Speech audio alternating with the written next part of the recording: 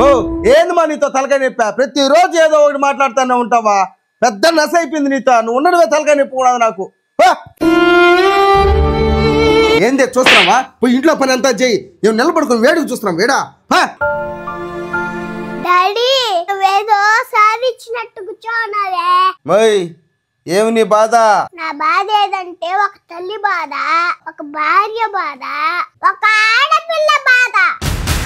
My knee బాధ ఉంటే మళ్ళీ చూసుకోవచ్చు కానీ ముందు పోయి అమ్మతో కూడా పని చేయబో. డాడీ అమ్మ లేకుండా మనకు జన్మ లేదు, భార్య లేకపోతే నీ జీవితానికి అర్థం లేదు. కాబట్టి అమ్మను భారం అనుకోవద్దు డాడీ. భార్యని బానిస్తగా చూడబాక డాడీ. నీ తల్లి లేకపోతే నువ్వు లేవు, మా తల్లి లేకపోతే మేము లేవు. అట్లాంటి ఒక ఆడబిడ్డని ఎంత చులకంగా చూస్తున్నావు డాడీ.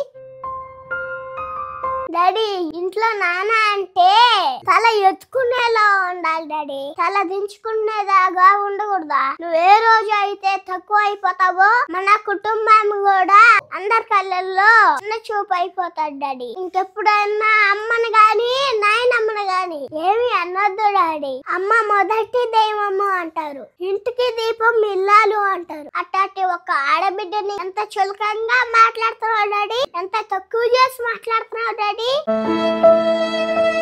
అమ్మా నేను క్షమించమ్మా, నేను చాలా తప్పుగా మాట్లాడాను. అది అమ్మ మనసు డాడీ, నువ్వెన్ని మాట్లాడినా నేమందలే. పోయి పని చేసుకోబో డాడీ. మనం సాయంత్రం పార్కు పోదామా? నాయనమ్మని అమ్మని తీసుకోలే. నా బంగారు తల్లి. సార్ పాప సూపర్ సార్.